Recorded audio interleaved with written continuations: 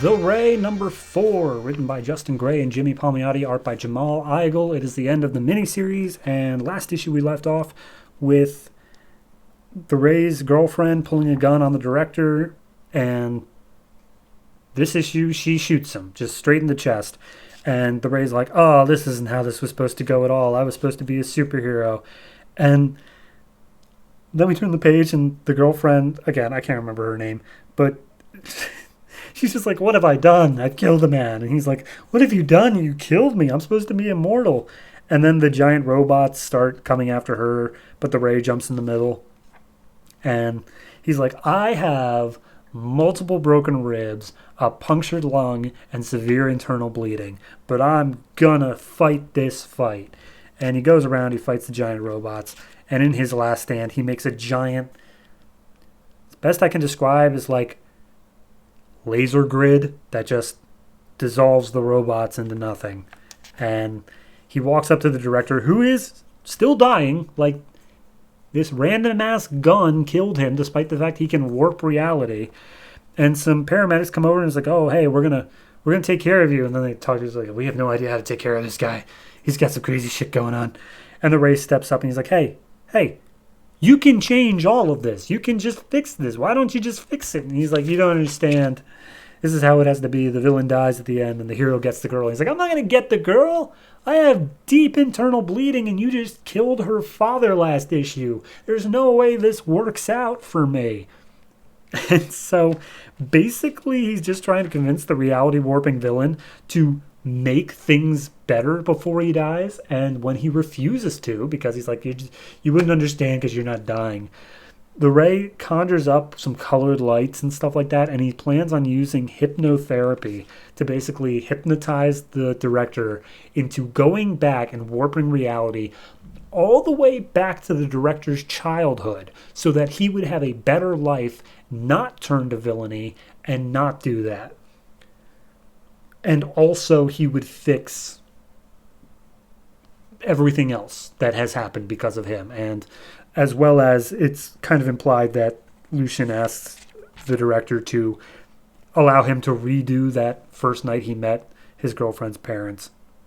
So then we get that chance. We see him going and meeting the girlfriend's parents again.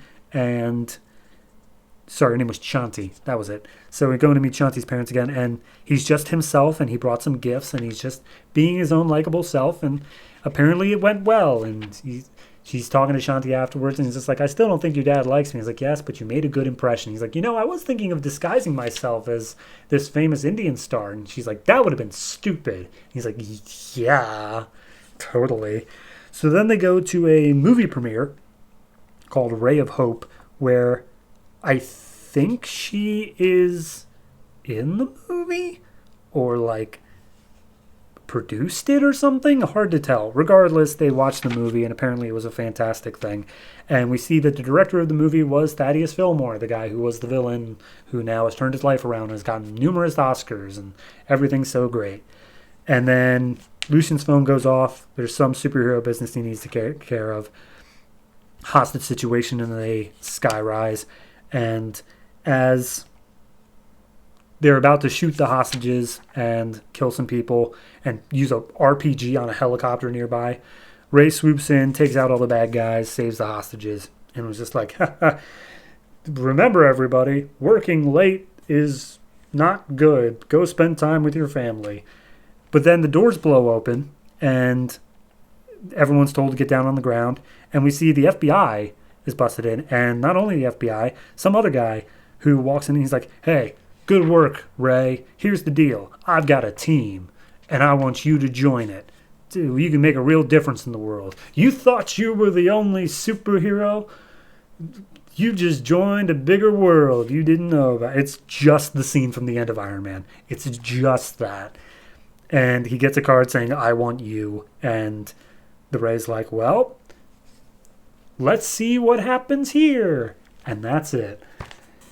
So I know what that ending leads up to because back when I first got these comics, I read ahead and realized what happened. So I'm not going to spoil that. But I do think that this is a weird ass way to end the series of you having a reality warping villain and you're just like, hey, you get shot by a random civilian with a normal gun. Like, what? That's how your reality warping villain what?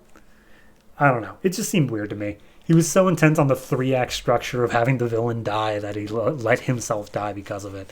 It was an interesting take. I'm not sure if it's a good take, but an interesting take.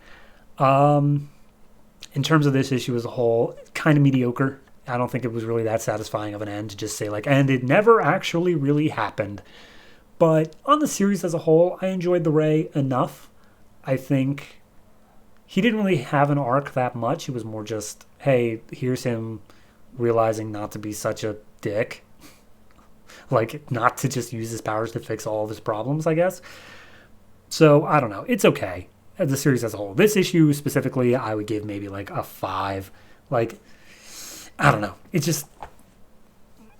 It felt like it was a bit of a cop-out in the end after everything of setting it up. But it also was 4 issues, and there wasn't very much you really could have done with that. So, yeah, no. Ray was okay. And I'm looking forward to seeing what spins out of that final bit, or at least sharing it with you. So, yeah, the Ray was fine.